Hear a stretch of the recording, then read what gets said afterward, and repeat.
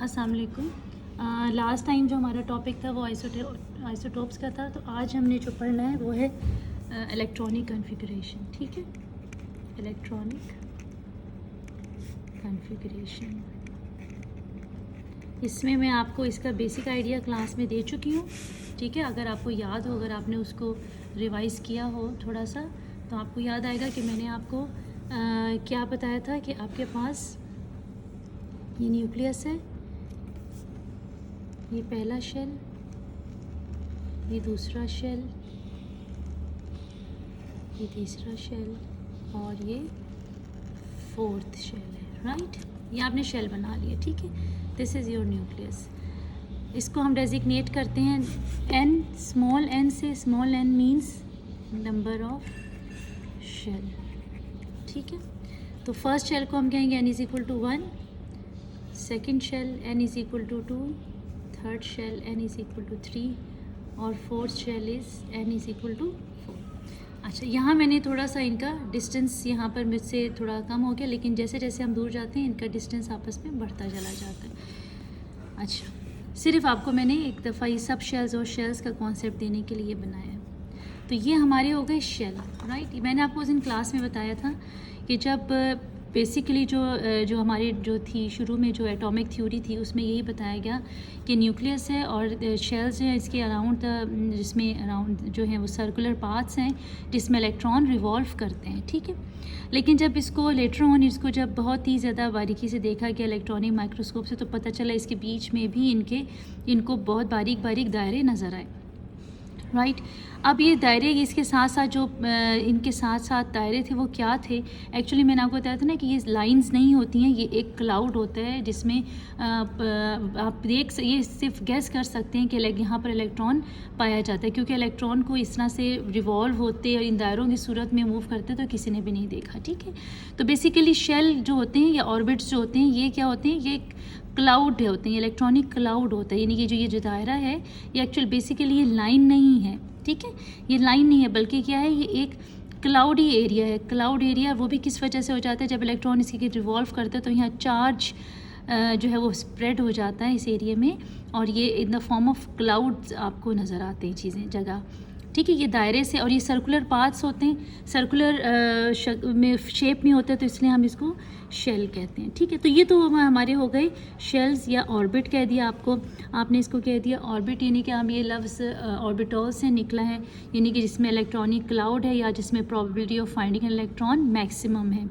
ये इसका प्रोबेबिलिटी का मतलब ये होता है जिसमें possibility of finding an electron, यानी कि ये जो बीच में ये स्पेस है एटम में, यहाँ बीच में क्या है, ये स्पेसेस हैं। राइट, स्पेस का मतलब है कि यहाँ पर इलेक्ट्रॉन की मौजूदगी बिल्कुल सिफर है, लेकिन जहाँ पर आपको क्लाउड नज़र आता है हम कहते हैं जी यहाँ पे जो पॉसिबिलिटी है इलेक्ट्रॉन की वो मैक्सिमम है, यानी कि इलेक्ट्रॉन जो है वो इस दायरे में ही पाया जाता है। राइट, तो ये जो दायरे हैं, ये जो इलेक्ट्रॉनिक क्लाउड है, basically they are called shells. ठीक है, इनको डेजिग्नेट किया जाता है स्मॉल एन से। यहाँ तक तो हमें बात समझ आती है। नाउ व्हाट अबाउट सब शेल्स? सब शेल्स क्या होते हैं? सब शेल्स, ठीक है, अब सब शेल्स क्या हैं? सब शेल्स आपके पास शेल्स के बाद जहाँ पर पॉसिबिलिटी जो है फाइंडिंग एन इलेक्ट्रॉन की मैक्सिमम है, मैक्सिमम मींस मौजूदगी जहाँ पे मुमकिन है, ठीक है, पॉसिबल है कि यहाँ इलेक्ट्रॉन्स हैं, वो आपके सब शेल्स हैं। ठीक है, अब सब शेल्स मैं आपको समझा चुकी हूँ, small p, d and f है। ये हमारे पास 4 सब शेल्स हैं, और ये 4 मैंने आपको इसी तरह बताया था कि 1, 2, 3, 4 के लिहाज से इन्होंने S, P, D and F रखे गए हैं। ठीक है, अब S, P, D और F जो है हमारे पास, इसमें भी ये नहीं कि इसमें बहुत सारे इलेक्ट्रॉन कहीं पर भी कितने भी पाए जाते, नहीं, ऐसी बात नहीं है। जिस तरह नंबर ऑफ़ शेल्स में एक स्पेसिफिक एक जो है नंबर ऑफ़ इलेक्ट्रॉन्स पाए जाते हैं, जो कि हमें पता है कि फर्स्ट शेल में कितने होते हैं, 2 होते हैं, सेकेंड शेल में 8 हैं, थर्ड में 18 और फोर्थ में 32, यानी ये मैक्सिमम नंबर ऑफ़ इलेक्ट्रॉन्स हैं जो इन शेल्स में हो सकते हैं। इससे ज़्यादा नहीं हो सकते, इससे कम हो सकते, बट इससे ज़्यादा नहीं हो सकते। राइट, तो अब हमने देखना है कि अब सब शेल्स में, इन सब शेल्स में, यानी कि जो शेल के जो समझें कि इसके हिस्से जो हैं उनमें ये इलेक्ट्रॉन्स कैसे अपने आप को डिस्ट्रीब्यूट कर लेते हैं। जैसे कि फर्स्ट शेल में जो आपके पास सिर्फ 2 इलेक्ट्रॉन्स हैं, तो वहाँ पर आपके पास सिर्फ एक सब शेल है, वो है S। ठीक है, ठीक है, और ये जो 2 इलेक्ट्रॉन्स है वो इस एस में मौजूद होते हैं, राइट। अब सेकंड शेल है आपके पास, सेकंड शेल है, इसका मतलब इसमें कितने सब शेल होंगे, 2, एस और पी, राइट। इसमें कितने होंगे, 2 होंगे, क्योंकि इसका सेकंड नंबर है 2, सेकंड शेल है, तो इसमें 2 है सब शेल्स, एस एंड पी। अब एस में तो आपने देख लिया कि 2 है, ठीक है, ये तो फिक्स हो गया कि एस में कितने हैं बेटा, मैक्सिमम नंबर 2।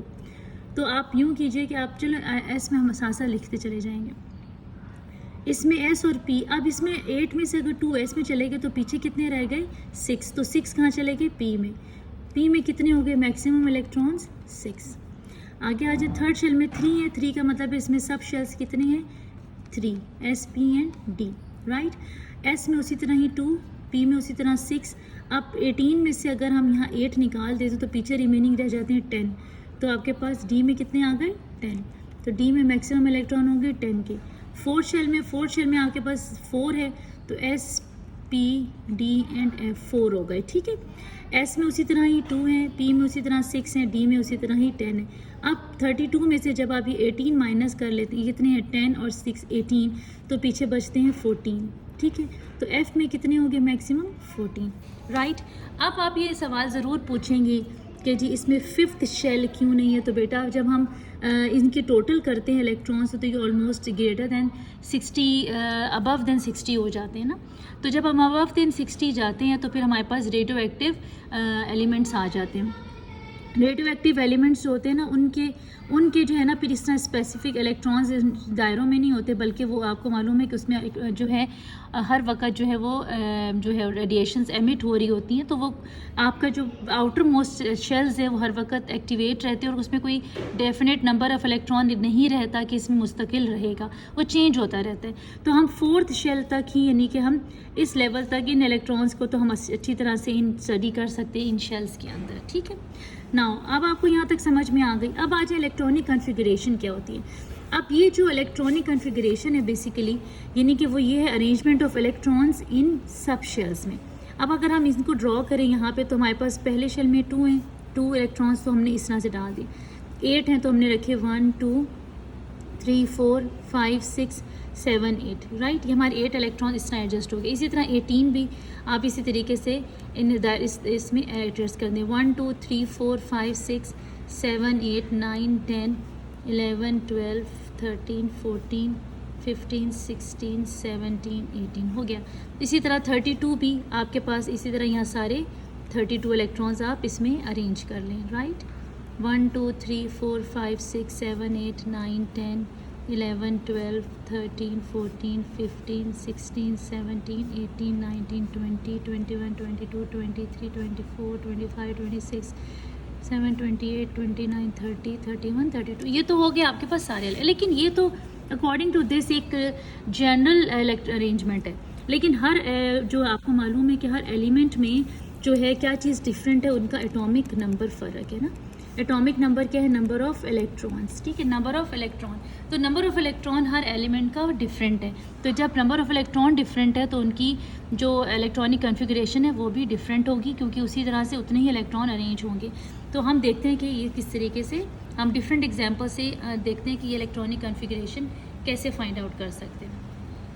अच्छा, इलेक्ट्रॉनिक कन्फिगरेशन फाइंड आउट करने के आपके पास जो एक मेथड है वो है बेटा ऑफ बॉब प्रिंसिपल, ठीक है। ऑफ बॉब प्रिंसिपल जो है आपको ये बताता है कि किस तरह से इलेक्ट्रॉन्स इन सब शेल में अरेंज होते हैं, यानी कि सब शेल में SPDF, यानी हमारे पास ये SPDF में इलेक्ट्रॉन्स किस तरह से अरेंज होंगे। अब आपके पास जो सब शेल्स हैं ना वो तो आपको नज़र आ रहा है, यहाँ पे S है, यहाँ P है, या SPD है, SPDF है। आप इसको अगर हम लिखें तो ये हम इसको इस तरह कहेंगे, ये 1S है, ये 2 आपके पास 2S 2P, ये 3 है तो 3S 3P 3D, ये 4 है तो 4S 4P 4D 4F। तो ये तो हमें नज़र आ रहे हैं, इनके पहचान हो गई, यानी कि इनको हमने एक पहचान, यानी कि अब आप इसको यूँ सोचें ना कि अगर हमारा ये फर्स्ट शेल का S है तो सेकंड शेल का S को हम इन दोनों में डिफ्रेंशिएट कैसे करेंगे कि ये 1S है तो ये क्या है, ये 2S है, और ये क्या है, ये 3S है, और ये क्या है, ये 4S है, ठीक है। ये तो समझ में आती बात। लेकिन अब जब अरेंजमेंट हो रही है, इलेक्ट्रॉन्स अरेंज हो रहे हैं, तो आपको कैसे पता चलेगा कि इलेक्ट्रॉन जो है वो क्या यहाँ पर किस तरीके से इन शेल्स में जाएगा? तो उसके लिए हम एक ऑफ बाउ प्रिंसिपल जो है उसको हम फॉलो करते हैं, जो कि कुछ इस तरीके से है। ठीक है, इस तरीके से है कि आप पहले 1s, 2s, 3s, 4s, 5s, 6s, 7s को इस तरह एक लाइन में अरेंज कर लें। उसके बाद आप 2s के आगे 2p लिखें, क्योंकि 2 जो p है वो आपका सेकेंड शेल से स्टार्ट है ना, तो 2s के आगे 2p लिखा। इसी तरह 3p, 4p, 5p, 6p, 7p। और d शेल आपका स्टार्ट है थर्ड से, मतलब d सब शेल स्टार्ट है थर्ड शेल से, तो 3 के आगे आप 3s, 3p, 3d के आगे 3d, 4d, 5d, 6d, 7d। और f आपका स्टार्ट है फोर्थ शेल से, तो 4f, 5f, 6f और 7f, राइट। अब आपने करना क्या है, अब आपने जिस तरह हम फिलिंग ऑफ इलेक्ट्रॉन्स करेंगे ना, उस तरीके से आप कैसे करेंगे फिलिंग ऑफ इलेक्ट्रॉन, आप इसको कट करना शुरू करें। यानी कि आप करें कि ये 1s को पहले कट किया, तो आपके पास इलेक्ट्रॉन आएंगे सबसे पहले 1s में, फिर आपके पास इलेक्ट्रॉन किस में आएंगे 2s में, फिर आपने कट किया तो इलेक्ट्रॉन्स आ रहे हैं 2p, 3p, यानी पहले 2p आएगा यहाँ पे, ठीक है। उसके बाद क्या आएगा 3s, फिर आपने कट इस तरह कट किया तो 3s के बाद क्या आ गया 3p, और 3p के बाद आ गया 4s, उसके बाद आपने यूं कट किया तो ये क्या आया आपके पास 3d। आप देख रहे हैं कि डायरेक्शन जो है मेरी कट करने की, उसी को मैं यहाँ पर इसी तरह लिख दिया। जिस तरह मेरा डायरेक्शन है, मेरा ये एरो का डायरेक्शन है, जिस तरह ये एरो का डायरेक्शन जा रहा है, उसी तरीके से इलेक्ट्रॉन्स की फिलिंग भी हो रही है इन सब शेल्स में। 3d, 4p और 5s, 3d, 4p और 5s। उसके बाद 4d, 5p, 6x, 4d, ठीक है, 5p और 6s, ठीक है। उसके बाद आपके पास आ जाएगा 4f, 5d, 6p, 7f और इस तरह 4f, ठीक है। 4f के बाद क्या आया बेटा, 4f के बाद 5d, 6p और 7s, और 7s के बाद आ जाएगा इस तरीके से ये सारी फिलिंग होगी, राइट। इसको हम ऐसे कंटिन्यू कर देते हैं। अब ये तो एक जनरल है जो आपके बुक में भी दिया हुआ है और बताया हुआ भी है और समझा दिया कि इस तरह से आप इलेक्ट्रॉन्स को फिल कर सकते हैं, ठीक है। लेकिन अच्छा, जो नंबर ऑफ़ इलेक्ट्रॉन है वो तो आपको मालूम ही है, वो मैंने आपको पहले ही बता दिया है कि नंबर ऑफ़ इलेक्ट्रॉन कितने, s में 2 हैं, p में 6 हैं, d में 10 और f में 14। तो आप इसको यहाँ पर भी लिख सकती हैं कि s में आपके पास 2 हैं, जितने s हैं उनमें आप 2 इलेक्ट्रॉन्स आते हैं, ठीक है। 6s और 7s में, ठीक है। जितने p हैं उसमें 6 आएंगे, क्योंकि p में 6 से ज़्यादा नहीं आ सकते, ठीक है। और d में कितने आएंगे बेटा 10 आएंगे, d में जितने d हैं उनमें आप 10 कर दें, और f में कितने आएंगे आपके पास 14, राइट। अच्छा, ये तो हो गया आपका ऑफ बाउ प्रिंसिपल के अकॉर्डिंगली आपका एक इलेक्ट्रॉन्स को फिल करना मुख्तलिफ सब शेल्स में। अच्छा, उसके बाद हम जो है एक ये तो मेथड आपको इसमें थोड़ी गड़बड़ेशन हो जाती है, इस तरह से गड़बड़ हो जाती है क्योंकि एरोज़ और लिखने में ऊपर नीचे हो जाए तो ऑर्बिटल्स ऊपर नीचे हो जाए, सब शेल्स ऊपर नीचे हो जाए तो फिलिंग गलत हो जाती है। तो इसका बहुत आसान तरीका एक हमने ख़ुद से निकाला है, वो आपको मैं समझा देती हूँ, जो आपने जिसको फॉलो करना है, ठीक है। अच्छा, एक और चीज़ है वो मैं आपको, वो तो मैं बता ही रही हूँ, लेकिन एक और चीज़ जो मैं आपको बताना चाहती हूँ कि जो अरेंजमेंट ऑफ इलेक्ट्रॉन्स होती है ना, वो इस तरीके से होती है कि पहले आपके लोएस्ट एनर्जी शेल्स फिल होते हैं, यानी कि इलेक्ट्रॉन पहले किस में जाता है, फर्स्ट शेल में जाता है, ठीक है। फर्स्ट शेल में जाता है, फिर इलेक्ट्रॉन जाते हैं इसी तरह सेकेंड शेल में, और फिर थर्ड और फोर्थ शेल में, और उनकी भी आगे से इसी तरीके से सब शेल्स में जाते हैं। यानी कि सबसे पहले electron lowest possible energy levels जो अवेलेबल होते हैं उनको फिल करते हैं, और फिर वो हायर लेवल्स में जाते हैं, क्योंकि जैसे जैसे आप दूर जाते जाएंगे एनर्जी जो है वो ज़्यादा होती चली जाती है इलेक्ट्रॉन्स की, जिस तरह मतलब बढ़ती चली जाएगी, ठीक है। अच्छा, उसके और इलेक्ट्रॉन्स जो प्रेफर करते हैं वो किस में रहना पसंद करते हैं, लोएस्ट पॉसिबल एनर्जी में, क्योंकि वो स्टेबल होते हैं वहाँ पर। जितने वो हायर एनर्जी में जाते हैं वहाँ पे इलेक्ट्रॉन्स क्या होते हैं, एक्साइट करते हैं और वो वहाँ से निकल सकते हैं, उनको ज़्यादा एनर्जी मिले तो। वो हम पहले पढ़ चुके हैं ये बात, ठीक है। यानी कि अगर हम देखें कि इलेक्ट्रॉन्स कैसे फिल हो रहे हैं, तो इलेक्ट्रॉन्स फिल होते हैं जी पहले 1s में, फिर 2s में, और फिर 2p में, और 2p में, उसके बाद 3s में 3p में, फिर 4s में, और फिर 3d एंड सो ऑन। यानी अगर आप इसको एरो बना रही हैं तो ये जो आपका जो जा रहा है ये आपका यहाँ लेस एनर्जी है ग्रेटर, यानी कि इस तरह से यहाँ पर अगर आप देखा जाए तो एनर्जी क्या कर रही है, एनर्जी इज़ इंक्रीजिंग, ठीक है। तो इलेक्ट्रॉन्स पहले किस में फिल होते हैं, लोएस्ट एनर्जी में, और then they will go to the higher levels. अच्छा, फॉर एग्जांपल अगर हम पहले वो करवाने से पहले मैं आपको सिंपल सी थोड़ी सी वो इलेक्ट्रॉनिक कॉन्फ़िगरेशन जो है कुछ सिंपल एलिमेंट की वो समझा देती हूँ, फिर मैं आगे आपको हायर लेवल्स का बताती हूँ। जैसे फॉर एग्जांपल आपके पास हाइड्रोजन है, अगर हाइड्रोजन है तो इसमें आपका इसका एटॉमिक नंबर है 1, तो इलेक्ट्रॉन सिर्फ एक ही है और वो किस लेवल, एक फर्स्ट शेल में है और फर्स्ट शेल के भी वो 1s में जाएगा। तो हम हाइड्रोजन की इलेक्ट्रॉनिक कॉन्फ़िगरेशन क्या है आपके पास 1s1, इस तरीके से लिखेंगे, ठीक है। इसी तरीके से अगर आपके पास यहाँ पर आ जाता है बोरॉन 5 है, अब उसका एटॉमिक नंबर अगर आपके उसके पास 11 है या 10 है। अच्छा, हम यूँ करते हैं कि हम वो निकाल देती हूँ मैं आपके सामने पीरियोडिक टेबल। अगर आप रखें अपने पास, ये पेज नंबर 44 पे आपका पीरियोडिक टेबल बना हुआ है और इसमें आपके पास बोरॉन 5 और 11 है, ठीक है। अच्छा, अब इसका हम क्या करेंगे कि यहाँ पर इसकी हमें ज़रूरत नहीं, हमें मैथ नंबर की ज़रूरत नहीं होती बेटा, ठीक है, क्योंकि हमें इलेक्ट्रॉन्स की फिलिंग देखनी है ना, तो वो तो हमें एटॉमिक नंबर से पता चल जाते हैं, तो हमने एटॉमिक नंबर पे फोकस करना है। तो आपने इसको नहीं देखना, आपने 5 को देखना है। तो 5 का मतलब है कि अपने 5 इलेक्ट्रॉन्स को फिल करना है। तो इलेक्ट्रॉन सबसे पहले लोएस्ट एनर्जी में जाएंगे, यानी कि आपके पास इलेक्ट्रॉन पहले यहाँ आएंगे फर्स्ट शेल में। फर्स्ट शेल में मैक्सिमम 2 इलेक्ट्रॉन्स है, तो 2 यहाँ चले गए और आउट ऑफ 5 बाकी 3 किस में जाएंगे, सेकंड शेल में। तो आप इसको कैसे लिखेंगी, आप लिखेंगी 1 पहला शेल, इसके एस में कितने मैक्सिमम थे 2 इलेक्ट्रॉन्स, आपने लिख दिए 2। अब ये 2 हो गए ना, 2 तो फिल हो गया, पीछे कितने रह गए 3। 5 में से 2 यहाँ आ गए, तो 3 कहाँ जाएंगे आपके, वो आपका सेकंड शेल आ जाएगा। सेकंड शेल में आपके पास पहले आता है 2s और 2p, यानी आपके पास 2 हैं। सेकंड शेल में आपके पास कितने सब शेल हैं, 2s और 2p, 2s और 2p, राइट, 2s और 2p। आपको मालूम है एस और पी, एस में आपको मालूम है कितने मैक्सिमम होते हैं 2 से ज़्यादा नहीं हो सकते ना। तो एस में चले गए 2, तो 2 + 2 हो गए 4, 5 में से 4 अगर यहाँ चले गए तो पीछे बचा 1, तो आपके पास वो एक इलेक्ट्रॉन किस में जाएगा 2p में। तो ये आपकी हो गई electronic configuration 1s2 2s2 2p 1 किसकी, बोरॉन की। इसी तरीके से अगर हम बेटा आपकी जो बुक से ही मैं मुख्तलिफ एग्जांपल्स लेके करवा देती हूँ। इसी तरह बेटा है आपके पास ऑक्सीजन 8, ठीक है, ऑक्सीजन 8 है। 8 अब आपने मैथ नंबर को नहीं देखना, आपने एटॉमिक नंबर को देखना है। ऑक्सीजन 8 है, 8 का मतलब है इसमें कितने होंगे 8 इलेक्ट्रॉन्स। तो आपके पास पहले शेल में कितने होते हैं 2 इलेक्ट्रॉन, वो आपके 1s2 में हो गए। दूसरा आपके पास दूसरे शेल में आपके पास 2 सब शेल्स हैं, 2s और 2p। s में आपको पता है 2 होते हैं और p में आपको पता है 6 होते हैं। लेकिन यहाँ क्योंकि 8 है तो आपके पास 4 यहाँ हो गए, तो p में कितने जाएंगे, आउट ऑफ 8 4 निकल गए, तो p में गए बेटा 4। तो आपके पास इलेक्ट्रॉनिक कॉन्फ़िगरेशन बन गई 1s2 2s2 2p 4।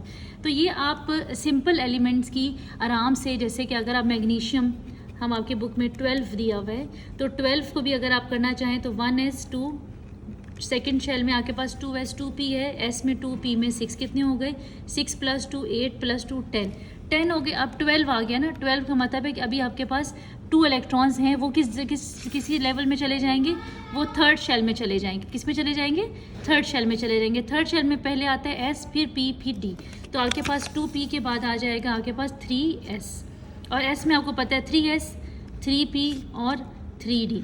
Third shell में आपके पास है 3s 3p और 3d। थर्ड शेल में आपके पास कौन से सब शेल्स हैं, 3s 3p और 3d। लेकिन आपने कितने इलेक्ट्रॉन्स अकोमोडेट करने हैं, सिर्फ 2। 2 इलेक्ट्रॉन्स कहाँ जाएंगे बेटा, 6 + 2 8 2 10, तो 2 इलेक्ट्रॉन्स किस में चले जाएंगे, s में। तो आपके पास अब 3p 3d के लिए कोई इलेक्ट्रॉन्स नहीं है, क्योंकि आपने वो पूरे के पूरे कम्प्लीटली फिल कर दिए। तो आपके पास इलेक्ट्रॉनिक कॉन्फ़िगरेशन मैग्नीशियम की क्या बनेगी, 1s2 2s2 2p6 और 3s2। तो इस तरीके से आप अपनी बुक में मौजूद ये इलेक्ट्रॉनिक कॉन्फ़िगरेशंस जो हैं, ये जैसे मैग्नीशियम की हो गई, और इसी तरह से आपको यहाँ पर इन्होंने दिया है सेल्फ असेसमेंट एक्सरसाइज दी हुई है किसी 2.3। तो 2.3 को अगर आप देखें, ये देखें 2.3 है आपके पास कि right the complete electronic configuration. तो इसमें आपके पास एल्युमिनियम है 13 14 15 16 17 18। ठीक है 18। इसी तरीके से यहाँ पर भी सेल्फ असेसमेंट एक्सरसाइज 2.4 में 6 है, 17 है और 17। ठीक है, तो 17 और 17 की electronic configuration will be the same. क्यों सेम होगी? क्योंकि इनका जो एटॉमिक नंबर है वो सेम है। बाकी रह गया एटॉमिक मास 35 और 37। इसकी हमें मास नंबर, इस मास नंबर की हमें ज़रूरत नहीं है इलेक्ट्रॉनिक कन्फिगरेशन में, हमें सिर्फ इलेक्ट्रॉन्स की ज़रूरत होती है। और जो एटॉमिक नंबर है वो दोनों का सेम है, तो इन दोनों की इलेक्ट्रॉनिक कन्फिगरेशन भी सेम होगी। तो आपको इन्होंने बताया आपकी बुक में 17 यानी कि 18, यूँ समझें कि 20 तक की इलेक्ट्रॉनिक कन्फिगरेशन आपको बताई गई। तो हम 20 जो एलिमेंट है आपका वो है कैल्शियम 20। तो 20 वाले को हम एक दफ़ा सॉल्व करके देखते हैं कि हमारे पास इलेक्ट्रॉन्स कैसे जाएंगे। तो 1s पहला फर्स्ट शेल आएगा 1s, फिर 2s और 2p है, फिर 3s 3p 3d। ठीक है, तो आपके पास ये 3 शेल्स हैं, राइट। इसमें चेक करते हैं कि इसमें 20 अकोमोडेट हो रहे हैं या नहीं। तो फर्स्ट शेल में 2 इलेक्ट्रॉन्स, s में 2, ठीक है। उसके बाद आपके 20 में से 2 चले गए 18, तो 2s में 2, 2p में 6, कितने हो गए 6 + 2 8 2 10, अभी भी 10 बचते हैं। तो 3s में 2, तो 6 + 2 2 8 8 2 10 और 2 12। उसके बाद p में 6, 12 और 6 हो गए 18, 12 और 6 कितने हो गए 1 2 4 और 6 10, 10 और 2 12, 12 और 6 18। पीछे 20 में से 18 निकाल दे तो 2 इलेक्ट्रॉन्स बचते हैं। तो 2 इलेक्ट्रॉन किस में चले गए डी में। तो ये आपके पास ये इलेक्ट्रॉनिक कन्फिगरेशन आ गई किसकी, कैल्शियम की। तो आपको आपकी बुक में मुझे जहाँ तक लगता है 20th एलिमेंट तक का बताया गया, लेकिन बेटा आपको तो सारी एलिमेंट्स की इलेक्ट्रॉनिक कन्फिगरेशन आनी चाहिए, ठीक है ना। तो ये तो आपकी बुक के लेवल तक का तो मैंने आपको यहाँ बताया, लेकिन आपने इलेक्ट्रॉनिक कन्फिगरेशन करनी है, क्योंकि आपके इन्होंने यहाँ पर जो आपको फिगर बताई है, यहाँ पर जो क्वेश्चन में बताया वो भी आपको फर्स्ट 18 का बताया और यहाँ पर आपको 18 का बताया गया। अब मैं बुक में देखती हूँ, यहाँ पर अगर आपको 18 से अबव गए हैं 18 14, ठीक है, यहाँ तक तो आपको ऑलमोस्ट मुझे लग रहा है 20 तक का ही बताया। लेकिन मैं आपको बेटा एक दफ़ा इलेक्ट्रॉनिक कन्फिगरेशन ईजी वाली समझा देती हूँ। घर में बैठ के आपने इसकी प्रैक्टिस करनी है, राइट। इसकी प्रैक्टिस करें और आपको इस पर बिल्कुल एकदम से तो नहीं आती, लेकिन आपको बाय द टाइम ये समझ आ जाएगी। तो ये है आपके पास जो मैं अब आपको आसान सा तरीका बताने लगी हूँ जिसकी आपने प्रैक्टिस करनी है। डैट इज़, गौर से सुनिएगा, बिल्कुल आराम आराम से। ये है आपके पास, आपने SS स्कूल है, ठीक है। आपने हर चीज़ को 2 दफ़ा लिखना है, स्कूल पब्लिक स्कूल और पब्लिक स्कूल, PS, ठीक है। इसको हमने इस तरह से याद रखा है, SS स्कूल पब्लिक स्कूल। दूसरा आ जाएगा डिविजनल पब्लिक स्कूल, ये भी आपने 2 दफ़ा किया, DPS। फिर आपने करना है फेडरल डिविजनल पब्लिक स्कूल, बस एक ही दफ़ा काफ़ी है, राइट। अच्छा, अब आपने अगर आप रिपीट करना चाहें तो रिपीट कर सकते हैं फेडरल डिविजनल पब्लिक स्कूल, लेकिन इतना ज़्यादा इलेक्ट्रॉन्स इसमें आएंगे नहीं। अब आपने जब ये लिख लिया ना, तो अब आपने सारे S को नंबरिंग करनी है। सारे S को नंबरिंग कैसे करेंगी, 1S 2 3 4 5 6 7 और 8, ठीक हो गया। उसके बाद आपने अब P को नंबर करना है। P आपको पता है 2 सेकेंड शेल से स्टार्ट होता है, तो आपने 1 से नहीं बल्कि 2 लिखना है। 2P के बाद 3P 4P 5P 6P 7P। उसके बाद आपने किसको नंबर करना है, D को। D स्टार्ट होता है बेटा 3rd शेल से, तो 3D, 3 के बाद 4D, ठीक है, फिर 5D 6D, ठीक हो गया यहाँ तक। उसके बाद F आपका शुरू होता है 4th शेल से, तो 4F 5F, ख़त्म हो गया। अब ये सारी की सारी इलेक्ट्रॉनिक कन्फिगरेशन आपके सामने इस तरीके से आ गई। अब अगर आप गौर से देखें तो आपको समझ आ रही होगी, 1S 2S 2P 3S 3P 4S 3D 4P 5S 4D, ये देखिए सारा समझ आ गया आपको, ये सारा का सारा ये आ गया, ठीक हो गया। अब जब आपने ये लिख लिया तो अब आप इसमें क्या करेंगे, इसमें नंबर ऑफ़ इलेक्ट्रॉन्स डाल दें, जो कि आपको मालूम है क्या है, S में 2, ठीक है, P में 6, D में 10 और F में 14। तो आपने सारे जितने S हैं उन सब में 2 डाल दें। उस सब में कितने डालेंगी, 2 इलेक्ट्रॉन्स, राइट। जितने S हैं उसमें 2 डाल दें, डाल दिए। और जितने P हैं उसमें 6 डाल दें, P में 6, ठीक है। और जितने D हैं उसमें आप डाल दें 10, राइट। जितने D हैं उसमें डाल दें 10 और जितने F है उसमें डाल दें 14। अब आपकी इस तरीके से पूरी इलेक्ट्रॉनिक कन्फिगरेशन सारे प्रोडक्ट टेबल की तैयार हो गई, राइट। अब आपने नेक्स्ट क्लास तक इसको प्रैक्टिस करनी है और इसको लिखना सीखना है, इसको कैसे लिखते हैं। और नेक्स्ट लेक्चर में मैं आपको इसको इस अकॉर्डिंग टू दिस मेथड मैं आपको किसी भी एलिमेंट की पूरे पीरियोडिक टेबल में से जो आपके हैं, जो हम प्रैक्टिस के लिए हम उसके इलेक्ट्रॉनिक कॉन्फ़िगरेशन लिखेंगे और इसको इस तरीके को उसके उस तरीके के मुताबिक उस इलेक्ट्रॉनिक कॉन्फ़िगरेशन लिखकर इससे सीखेंगे। लेकिन आपको 20 एलिमेंट्स तक का मैंने आपको बता दिया है, जो आपके बुक में आपके एक्सरसाइज इस पे आप आसानी से कर सकती हैं देखकर।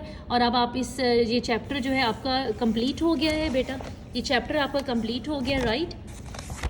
ये चैप्टर आपका सेकंड चैप्टर कंप्लीट है। इसकी आपने सेल्फ असेसमेंट एक्सरसाइज 2.3 2.4 करनी है। आपने इसके चैप्टर की जो ऑब्जेक्टिव है वो आपने बुक पे सॉल्व करना है। बाकी जो क्वेश्चंस रह गए थे हमारे थिंक टैंक और शॉर्ट क्वेश्चंस, वो सारे आपने अपनी नीट कॉपीज़ में करने हैं, ठीक है। जिस दिन मैं आपको कहूँगी, यानी कि आपको कहूँगी कि मुझे आप अपने वर्क की स्क्रीनशॉट्स भेजें, तो आपने मुझे यूँ कीजिए कि सैटरडे को आप सब बच्चे अपनी सेकंड चैप्टर की एक्सरसाइज की स्क्रीनशॉट्स भेज दें। जिन बच्चों की नीट कॉपीज़ मेरे पास हैं वो रफ़ कॉपी पे सॉल्व करेंगे और मुझे उस रफ़ कॉपी के पेजेस की स्क्रीनशॉट्स भेजेंगे, मैं वहीं उसको चेक करके आपको भेज दूँगी, ठीक है। जिन बच्चों को मुश्किल होती है, मतलब कोई PDF अगर बना सकते बना दें, नहीं तो डायरेक्ट स्क्रीनशॉट्स ही मुझे भेज दीजिए। लेकिन अभी आज के लिए आपका काम ये है कि आपने इस इलेक्ट्रॉनिक कॉन्फ़िगरेशन को प्रैक्टिस करनी है, ऑफ प्रिंसिपल को भी प्रैक्टिस करनी है और इस स्कूल वाले मेथड को भी प्रैक्टिस करनी है। और नहीं लिखना से मतलब आपने जो है इसको मेथड को याद करना है, समझना है। और इस मेथड को अप्लाई करके मुख्तलिफ एलिमेंट्स के इलेक्ट्रॉनिक कॉन्फ़िगरेशन वो हम इंशाल्लाह मैं आपको नेक्स्ट वीडियो में वो समझाऊंगी कि कैसे इस मेथड को आप उस पर अप्लाई करेंगे, ठीक है। तो मुझे आई होप कि आपको समझ में आ गया है। और अगर इन केस आपको कुछ इसमें कोई कन्फ्यूजन है तो बेटा आप मुझे ग्रुप में मैसेज करके मुझसे पूछ सकती हैं। Thank you so much.